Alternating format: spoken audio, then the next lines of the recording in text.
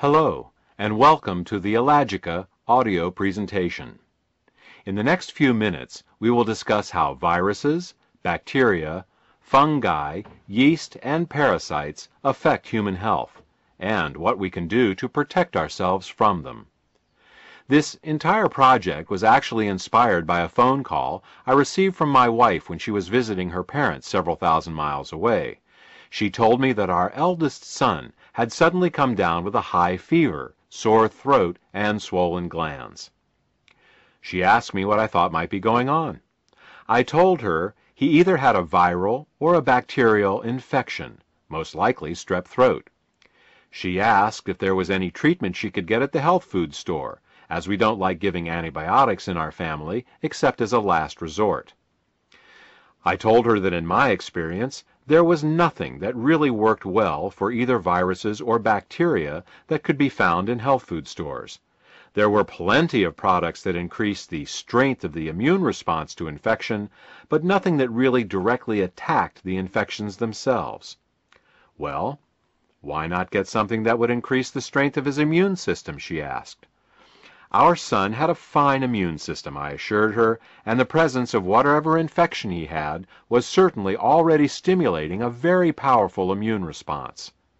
Taking herbal extracts to increase the activity of his immune system would do nothing, as it was already on high alert, churning out antibodies, natural killer cells, white blood cells, and all the assorted immune agents that were appropriate for whatever infection he had. My wife was puzzled. I explained that all the products you find on the shelves of the health food store for colds and the immune system were beneficial to people with weak immune systems to begin with. What our son needed was something that directly attacked the infection itself, not an immune stimulant.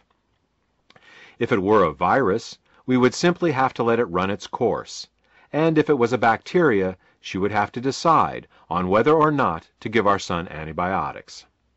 Well, our son finally got over the infection, but the experience made me determined to create a broad-spectrum antimicrobial. I wanted something that would work regardless of the type of infection.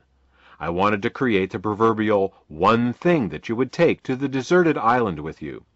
Specifically, I wanted something that went after the infections directly and didn't just stimulate an already stimulated immune system. How could I make such a product? There are literally thousands of different types of bacteria and viruses that make people get sick, and each of them would need to be addressed. I envisioned a mix of hundreds of exotic herbs from around the world, each addressing a different kind of infection. Luckily, the answer was much easier than I thought. It turns out that there is a single ingredient with the ability to directly attack almost every infection known to man, and it's found in the most unlikely of places, the humble raspberry. We'll talk more about what this ingredient is and how it works, but first, let's start with a little biological history lesson. It is currently accepted that man rests firmly at the top of the food chain. Unless we wander into the African jungle to be confronted by a lion, or go swimming in the mid-Atlantic and come face to face with a great white shark, we fear no animal. Even in these cases, we have technology to make us safe. We have guns to shoot lions and steel cages should we wish to get close to a man-eating shark and live to tell the tale. This invulnerability to other life forms is, however, an illusion. There are millions of creatures that have been feeding on us, and often killing us since the dawn of time. I'm speaking, of course, not of large and fearsome beasts with claws and fangs, but the tiniest of God's creatures. I'm talking about viruses, bacteria, fungi, yeasts, and parasites. Throughout human history, we have been at war with these infective microbes. They have colonized us, living in our skin, our lungs, our intestines, and our internal organs. Our bodies have become their homes and their food source. Early man could not attack these tiny creatures the same way he could attack a tiger or a pack of wild dogs. New strategies had to be devised. The discovery of fire and the subsequent cooking of our food was our first technological advance and major victory in our war against microbes. Parasites and bacteria were unable to survive the high temperature of our cooking fires, and so we became somewhat protected against parasitic infections of the intestines and bacteria like E. coli. The next advance was the observation that eating certain plants could help the body rid itself of certain infections. This body of knowledge was first learned by watching what plants sick animals would eat to regain their own health, and represents the true origins of modern medicine. The next advance was the domestication of cats. Cats helped us by hunting down the rats and mice that were attracted to the food and garbage of our settlements.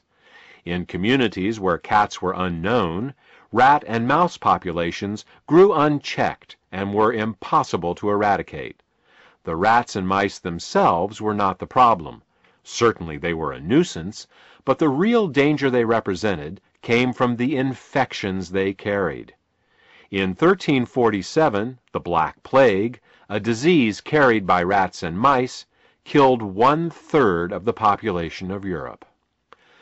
Better sanitation, plumbing, and refrigeration were the next major advances in our war against microbes. Piles of garbage in early human settlements attracted swarms of flies and other disease-carrying insects. Instead of human waste and refuse being thrown out of the window onto the streets, indoor plumbing and garbage removal services were instituted.